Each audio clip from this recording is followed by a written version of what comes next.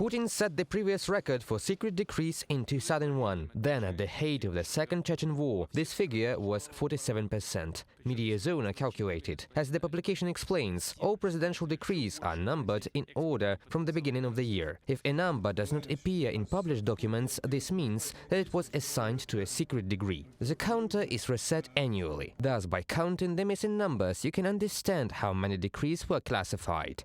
The total number of decrees signed by Putin in the second year of the invasion didn't change. The last published number of decree in 2022 was 996, in 2023 997, from an article by Mediazona. Secret decrees can be devoted to various issues, for example, about rewarding the military. Also, in 2023, Putin began assigning more honorary names to military ships. In the published presidential decrees in 2023, there were also significantly more documents on assigning the honorary named guards to military units, ships. What becomes the reason for appropriation is unknown, since the documents contain the standard wording for mass heroism and courage, fortitude and courage, from an article by Mediazona. Also among the secret decrees are pardons for convicts recruited for war from colonies and prisons. According to the founder of the Gulagu Net project, Vladimir Osechkin, who received them from a source, in the Federal Penitentiary Service of Russia, more than 100,000 prisoners were sent to war in Ukraine from February 2022 to December 2023. One of the conditions for sending to the front is a presidential pardon after 6 months of service. As the agency found out, Putin pardoned at least 17 people convicted of high-profile murders for participating in the war against Ukraine. Some, after returning, committed a crime again, which of course is hidden from the public.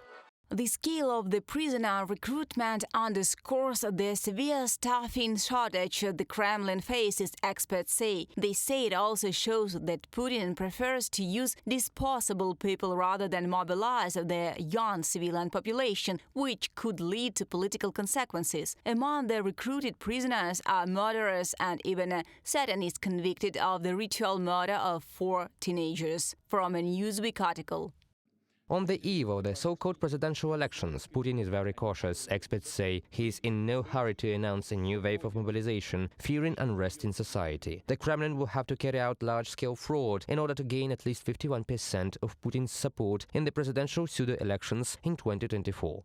The Putin regime rules the country through fear, and all these wild terms are some constant spies, some constant traitors who appear out of nowhere. They all intensify these fears, but no dictatorship lasted forever. It is very important that even those people who were and are afraid understand that Putin is a person who is destroying their lives. Against the backdrop of mass repressions and internet censorship in Russia, protests by relatives of those mobilized who are dissatisfied with the fact that their husbands and sons are now at the front fighting against Ukraine have become more frequent. This could seriously undermine Putin's rating, analysts are sure. Reported by Victoria Smirnova, Pavlo Shtelmach, UATV News.